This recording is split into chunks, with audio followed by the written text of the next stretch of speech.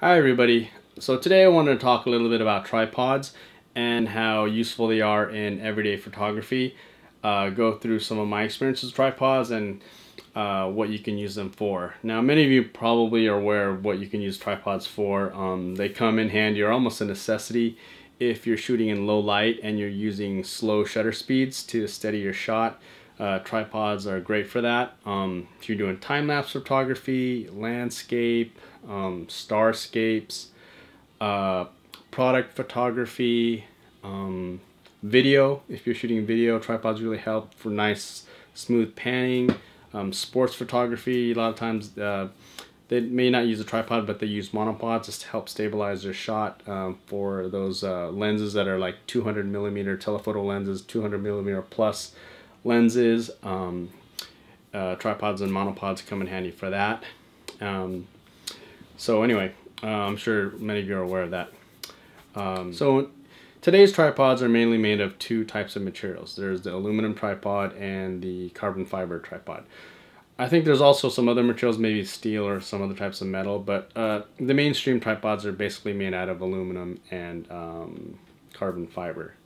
So there's advantages and disadvantages to both. The carbon fiber tripods, they're great, they're lightweight, lighter than aluminum. They're strong and sturdy. They are also more temperature neutral. So if you shoot in really extreme weather on as far as cold or heat, when you go to grab the tripod, or if you need to move or adjust the tripod, they don't conduct the heat or cold as much. So the sticks of the tripod or the legs of the tripod are more temperature neutral.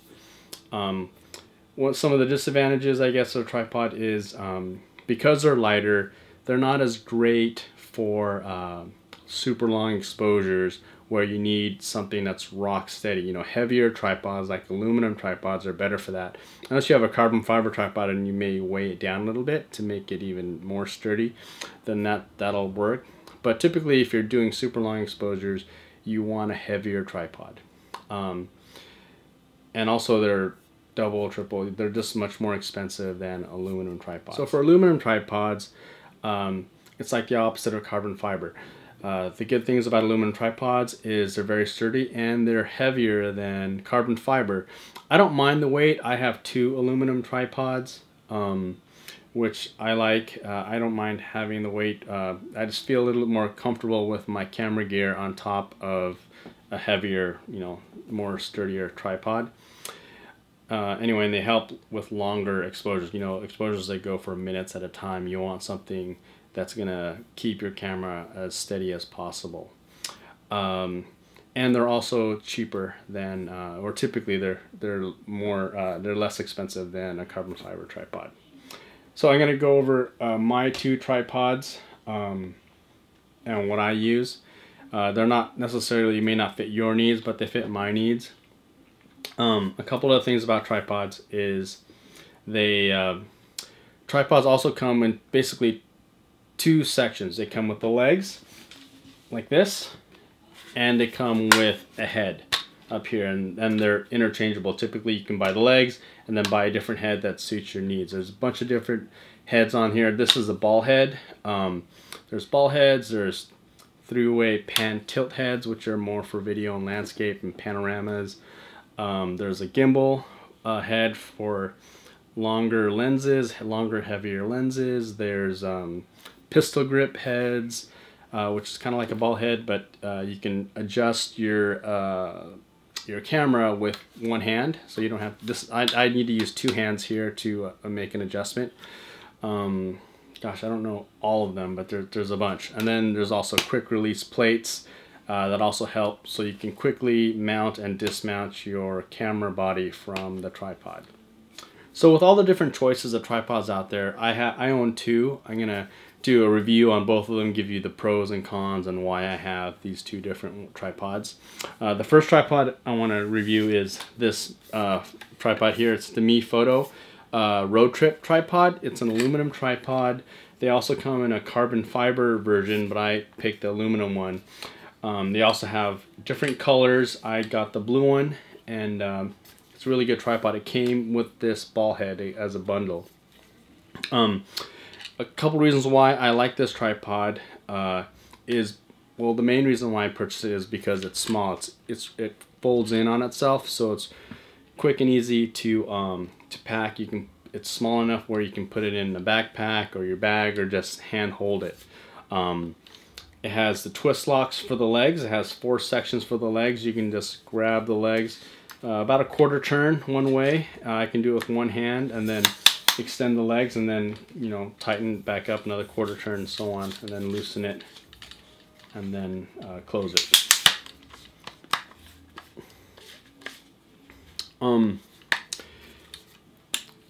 The ball head on this tripod is really nice. It's got nice smooth action to it.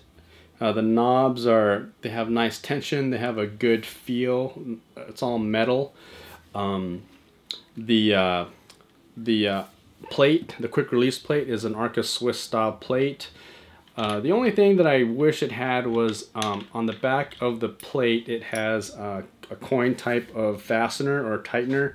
I wish it had a key like my other ball head on my other tripod has, where I don't need to have some type of fastener to attach the quick release plate to the bottom of my camera.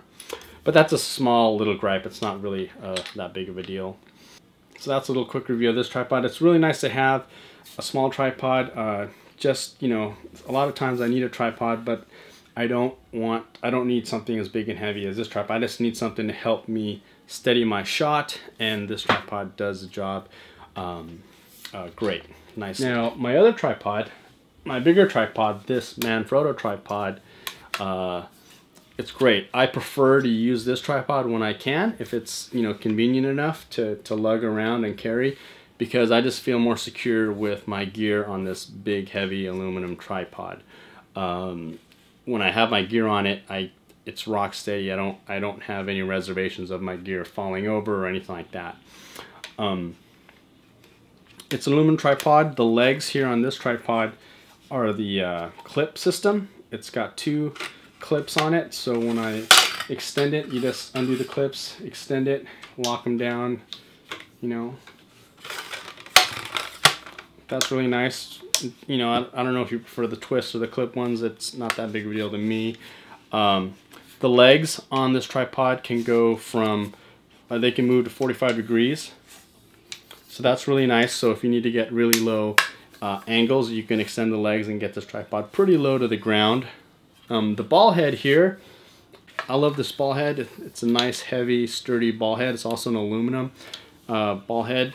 It has nice, easy cranks on this. This is a lot bigger, so it can support more weight than my other tripod. So I feel totally comfortable putting my, you know, my biggest camera with my longest and heaviest lens on this, and I don't worry about it falling over at all. It's got a quick release plate, just like the other tripod, with a safety latch, so you can't just pull it open with one finger and your camera will come tumbling down. You need to click this safety release first, and then the whole thing comes off and the plate comes off. And it also has the coin release on the bottom, so you don't need to have something, or a key, I mean. You don't need a coin or anything to tighten it. So that's always nice. And it's faster and easier to mount your camera on here because of the way the plate is designed. I like this a little bit better. But other than that, it's a really great tripod. A couple of things that this tripod can also do is the center column can extend to a horizontal position. So if you get the legs really low and you extend this center column, then you can use it for a lot of things. If you want your camera to point directly down, you can do that with this.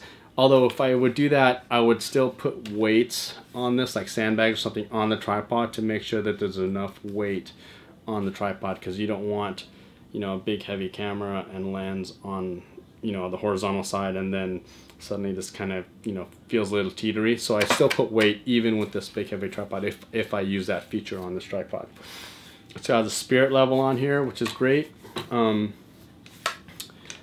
Now my aluminum tripod, this Manfrotto tripod, also has like an extra feature. It has one leg on here that has a foam handle on it, and this leg can actually convert into a monopod in, you know, just like 30 seconds.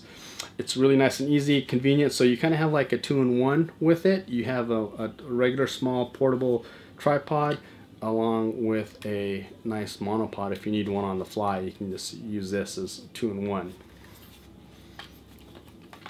So anyway, those are my two tripods and why I have two. Okay, a couple of tips that I have when using your tripod is if you don't need to extend the tripod fully, you know, to the height that you need it, that you require it to, and let's say you only need to extend a couple of the legs, then you want to extend the bigger, thicker legs first, and instead of using the smaller legs. That'll give it more stability. And also, if you can avoid extending the center column, it'll also give your tripod more stability. You know, if you can avoid having to use the center column and, you know, extend it, then don't do that. It'll help with stability. This particular tripod here actually has a hook at the bottom, so you can attach, you know, your bag or something with weight on it, so it'll help weigh it down and just kind of secure it on the ground a little bit better.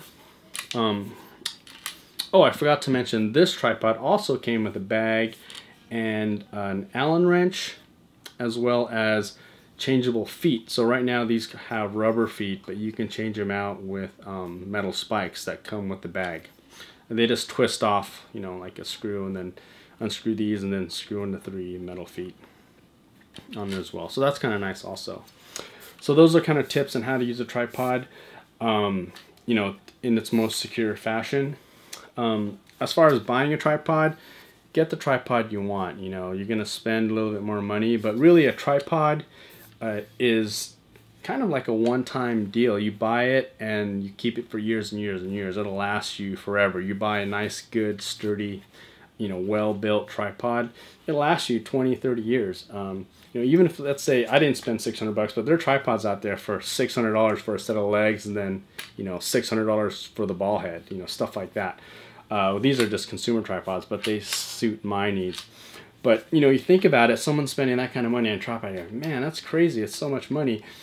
But, you know, let's say they have it for 20 years. You know, divide that expense by, you know, $600 or something by 20 years. It's really not that expensive. It's, you know, dollars or pennies to the dollar for the life of the tripod.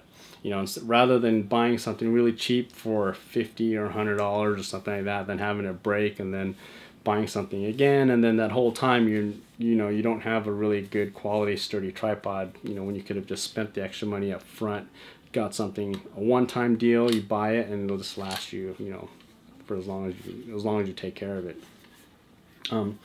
Anyway, yeah, I recommend, you know, getting something that you think that you will keep and use for years and years, even if it costs a little bit more money. One thing about this tripod. Now, this tripod being a smaller tripod, I probably wouldn't put, you know, like a D800 on here with a 7200 lens on this ball head, because I wouldn't feel it, the friction on this ball head may not be strong enough, or at least it might not be strong enough for me to feel comfortable with having that kind of weight on here. I'd just be worried about having that on there. Well, that's my 2 cents on tripods. If you guys have any questions, at least on these 2 tripods that I own, leave them at the comments below and I'll try to answer them. Other than that, thanks for watching.